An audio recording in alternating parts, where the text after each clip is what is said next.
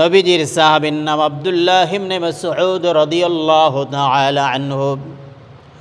আব্দুল্লাহ ইবনে মাসউদ রাদিয়াল্লাহু তাআলা আনহু বায়তুল্লাহর সামনে কোরআন পড়তেছেন একা একা। আবু জেহেল আগমন করলেন। আব্দুল্লাহ ইবনে মাসউদের সামনে আগমন করার পরে আব্দুল্লাহ ইবনে মাসউদ আল্লাহ তাআলার কোরআন পড়তেছেন। আর রহমানু আল্লামাল কোরআন খলাকাল ইনসান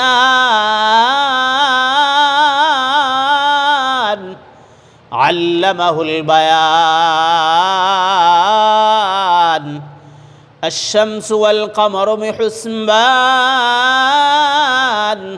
والنجم والشجر يسجدان والسماء رفعها ووضع الميزان ألا تطغوا في الميزان وأقيموا الوزن بالقسط ولا تخسروا الميزان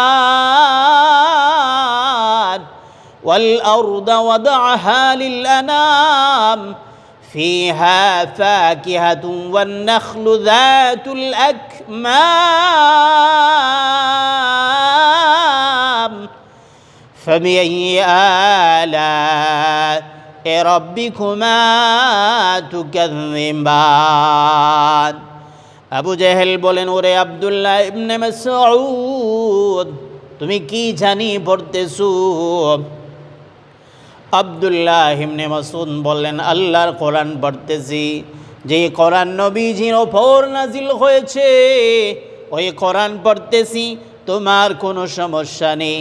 আব্দুল্লাহ ইবনে মাসউদ এই কথা বলার সাথে সাথে নবীর দুশমন, ইসলামের দুশমন, কোরআনের দুশমন আবু জেহেল আব্দুল্লাহ ইবনে মাসউদের গালে যেই পরিমাণ হাতের শক্তি আছে এই পরিমাণ শক্তি দিয়া আব্দুল্লাহ ইবনে মাসউদের গালে থাপ্পড় লাগায়া দেয়। আব্দুল্লাহ ইবনে মাসউদ রাদিয়াল্লাহু তাআলা আনহু থাপ্পড় খাওয়ার পরে তেলাওয়াত বন্ধ করিয়া নবীজির দরবারে গিয়া বললেন, নবী গো নবীজি, এই যে আবু জেহেল আমাকে প্রহার করল, আবু জেহেল কোরআন তেলাওয়াত শোনার পরে আমার উপর আঘাত করেছে, আমাকে তেলাওয়াত করার জন্য সুযোগ দেয় নাই গো নবীজি। এত জোরে এত শক্তি নিয়ে আমাকে একটা থাপ্পড় লাগাইলেন, আমার যেমন নাকি দুনিয়া ঘুরাইয়া যায়, আমার ঘাল একেবারে লাল হইয়া যায় গো নবীজি। গো নবীজি, এমনকি আমার দাঁত লড়ি যাওয়ার উপক্রম গো পয়গম্বর। নবীজির সাহাবী আব্দুল্লাহ ইবনে মাসউদ পয়গম্বর জি সাহাবীকে বড় ভালোবাসেন, বড় মহব্বত করেন। যে সাহাবীর কোরআন তেলাওয়াত শোনার পরে গভীর রজনী পয়গম্বর ঘর থেকে বাহির হয়ে গেলেন, মক্কা শহর ঘর থেকে বাহির হয়ে গেলেন। নবীজি চতুর্দিকে ঘোরাফেরা করে দেখবেন আব্দুল্লাহ ইবনে মাসউদ রাদিয়াল্লাহু আনহুর ঘরের সামনে যাবার পরে তেলাওয়াত শোনার পরে আমার নবীজি সাল্লাল্লাহু আলাইহি ওয়াসাল্লাম দাঁড়িয়ে যায়। কিছুক্ষণ দাঁড়ানোর পর আমার পয়গম্বর বললেন, এই যে আব্দুল্লাহ ইবনে মাসউদ যেভাবে কোরআন তেলাওয়াত করতেছে, আমার উম্মত যদি এইভাবে তেলাওয়াত করে তাহলে কোরআন তেলাওয়াতের হক আমার উম্মত আদায় করতে পারবে। আব্দুল্লাহ ইবনে মাসউদ নবীজির কাছে বিচার দেওয়ার পরে আল্লাহর পয়গম্বর দুঃখিত হইয়া, নবীজি নিজেও কাঁদতেছেন, আব্দুল্লাহ ইবনে মাসউদ উনিও কাঁদতেছেন, কিন্তু সাহস নাই, পরিবেশ নাই, পরিবেশ অনুকূলের বাহিরে। নবীজি বিচার করবেন, সমাজের কাছে বিচার দিবেন, এই সমাজটা নবীজির পক্ষে নয়, ইসলামের পক্ষে নয়।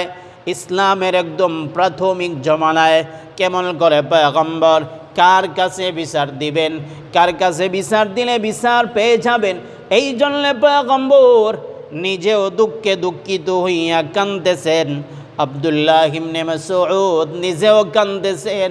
এমনি সময় জিবরাইল আলাইহিস সালাম নাজিল হইয়া নবীজির এবং আব্দুল্লাহ ইবনে মাসউদ দুইজনের সামনে আল্লাহর ফেরেশতা জিবরাইল আগমন করিয়া জিবরাইল একটা মুস্কি হাসি দিলেন। আমার নবীজি বললেন, জিবরাইল, আমার আব্দুল্লাহ তেলাওয়াত করার কারণে আবু জেহেল আঘাত করল, এই জন্যে আমার আব্দুল্লাহ কান্নাকাটি করেন।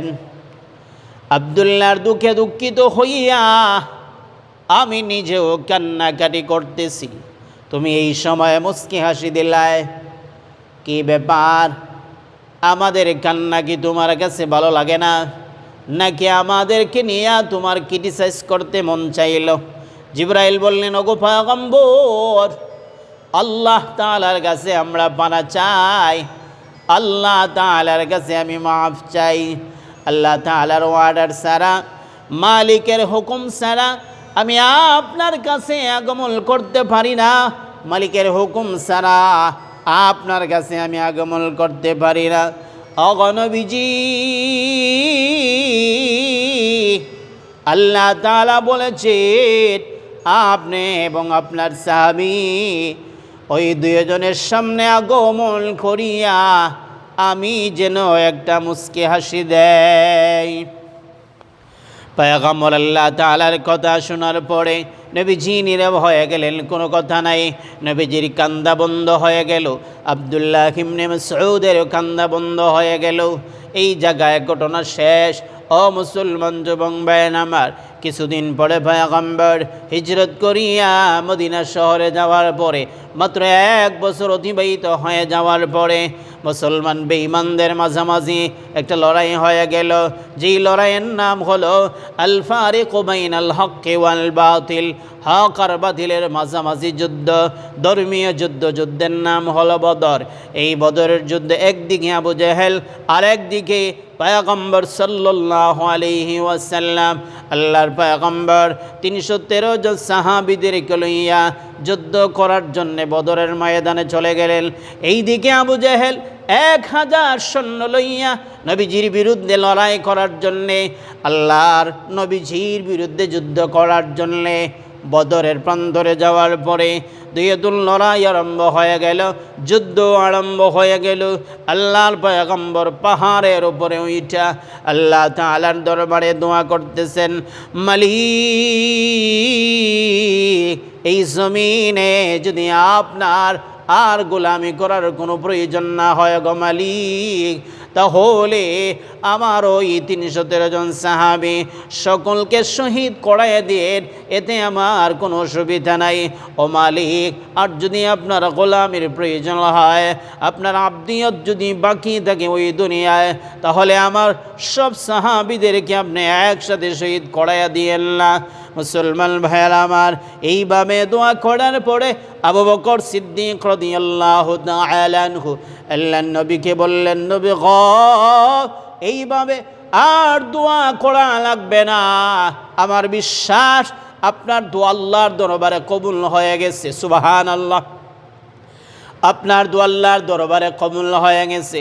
আল্লাহ তাআলার দরবারে আপনার দোয়া কবুল, এতে আমার আর কোনো সন্দেহ নাই। বের আমার লড়াই আরম্ভ হয়ে গেল। এইদিকে নবীজির দুশ্মন আবু জেহেল্লা যুদ্ধের ময়দানে আগমন করার পরে মদিনার 2 জন সাহাবী, একজনের নাম মুআজ আরেকজনের নাম মুআউমিজ, দুনো ভাই, একজনের বয়স 14 আর একজনের বয়স হলো 15 বছর। দুজন যুদ্ধ করার জন্যে বদরের প্রান্তরে চলে গেলেন। কৌশলে নবীজির কাছ থেকে অনুমতি লইয়া যুদ্ধের ময়দানে সারিবদ্ধ আরম্ভ। সাহাবায়ে কেরাম সারিবদ্ধ হয়ে গেলেন। বেঈমানগুলি সারিবদ্ধ হয়ে যাওয়ার পরে নবীজির একজন সাহাবী, ওনার নাম আব্দুর রহমান ইবনে আউফ রাদিয়াল্লাহু তাআলা আনহু, ওনার মনে নিজেই বলেন, আমি মনে মনে ভাবলাম আমার ডানে বামে যদি শক্তিশালী দুইজন সাহাবী হয় তাহলে বিপদে বললে ওরা আমাকে সাহায্য করবে। এমনি যেই ভাবনা সেই কাজ, ডান দিকে আর বাম দিকে তাকায় দেখি নাবালিগ দুইজন বাচ্চা আমার দুই দিকে। এরই ভিতরে একজন আমাকে বলতেছেন, চাচা জি কে গো? আবু জেহেল। এ আবু জেহেলকে আপনি কি চিনেন? আব্দুর রহমান ইবনে আউফ রাদিয়াল্লাহু তাআলা আনহু বলেন, আমি তো আশ্চর্য হয়ে গেলাম। এদেরকে বললাম, কি করবা? আবু জেহেল দিয়া তোমাদের কি করবা? কি তোমাদের পরিচয়? কি তোমাদের প্রয়োজন? একজন বললেন, চাচা আমরা শুনেছি ওই আবু জেহেল নাকি আমাদের নবীকে গালি দিয়েছেন, এই জন্যে আমাদের প্রয়োজন। বাসা থেকে বাহির হওয়ার সময় আমরা দুনো ভাই প্রতিজ্ঞা করেছি, হয়তো দুনিয়াতে আমরা থাকবো, না হয় দুনিয়াতে আবু জেহেল থাকবে। আব্দুর রহমান ইবনে আউফ রাদিয়াল্লাহু তাআলা আনহু বলেন, দুজনের কথা শুনে আমি আশ্চর্য হয়ে গেলাম। হঠাৎ করে আবু জেহেলকে দেখার পরে বললাম, এই যে গোড়ার ওপর লম্বা যেই মানুষ, ইনি আবু জেহেল। যেই মাত্র বললাম ইনি আবু জেহেল, বলতে দেরি হয় ও দুনো ভাই আমার ডান দিকে বাম দিকে লক্ষ্য করে তাকায় দেখি বাজ পাখির মতো ওই দুনো ভাই আমার সাইড থেকে উদাও হয়ে গেছে। দুজন গিয়ে আক্রমণ করে ফেললেন। আবু জেহেলের উপরে আক্রমণ করার পর আরেকজন ভাই ছোট মানুষ, আবু জেহেল বড়, আক্রমণ করা যায় না, এই জন্যে ঘোড়ার উপর আক্রমণ করলেন। ঘোড়ার পা কেটে দেওয়ার পরে আবু জেহেল নিচে জমিনে পড়ে গেলেন। এক ভাই আক্রমণ করার পরে ওপর জমি আরেক ভাই আক্রমণ করে ফেললেন। আবু জেহেল ভাবতেছে মনে হয় বড় কোনো দুই সাহাবী আমাকে হত্যা করলো না। লক্ষ্য করে তাকায় দেখেন নাবালেগ দুইটা বাচ্চা আমার উপর আক্রমণ করেছে। আবু জেহেল লজ্জা একেবারে লাল হয়ে গেল। এই দিকে যুদ্ধের ময়দান শেষ হয়ে যাওয়ার পরে পয়গম্বর সাল্লাল্লাহু আলাইহি ওয়াসাল্লাম সাহাবীদেরকে বললেন, সাহাবীরা রে, গিয়ে দেখো এই উম্মতের ফেরাউন আছে না নাই? আবু আব্দুল্লাহ ইবনে মাসউদ রাদিয়াল্লাহু তাআলা আনহু বললেন, নবী গো অনুমতি দিলে আমি গিয়া দেখতে পারি। আল্লাহর নবী বললেন, অনুমতি দিলাম। আব্দুল্লাহ ইবনে মাসউদ রাদিয়াল্লাহু তাআলা আনহু দেখার জন্য গেলেন। লক্ষ্য করে তাকায় দেখলেন আবু জেহেল জমিনে পড়ে আছে, এখনো জান যায় নাই, কিন্তু দুইটা ডানা একেবারে শরীর থেকে বিচ্ছিন্ন হয়ে গেছে, মরণাপন্ন অবস্থা। আব্দুল্লাহ ইবনে মাসউদ রাদিয়াল্লাহু তাআলা আনহু নবীজির আদেশপ্রাপ্ত হইয়া আবু জেহেলের বুকের উপরে আরোহণ করিয়া এমনভাবে আঘাত করলেন আবু জেহেলের মাথা শরীর থেকে আলাদা হয়ে গেল।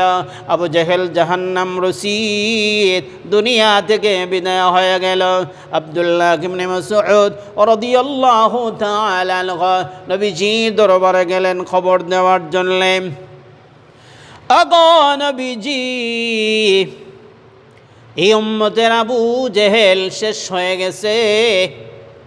দুনো ভাই আঘাত করার পরে আমি আবু জেহেলকে জবাই করেছি, সে আর দুনিয়াতে বাস্তবায়িত নয়। আল্লাহর পয়গম্বর মুস্কি হাসি দিলেন। আব্দুল্লাহ ইবনে মাসউদ রাদিয়াল্লাহু তাআলা আনহু উনিও মুস্কি হাসি দিলেন। এমনি সময় জিবরাইল আলাইহিস সালাতু ওয়াস সালাম নবীজির দরবারে আগমন করিয়া জিবরাইল নিজেও মুস্কি হাসি দিলেন। এরপরে বললেন, ওগো নবীজি, ওই যে মক্কা শহরে আমি জিবরাইল মুস্কি হাসি দিয়েছিলাম, এই মুস্কি হাসি আর আজকের মুস্কি হাসি দেওয়ার জন্যে আমার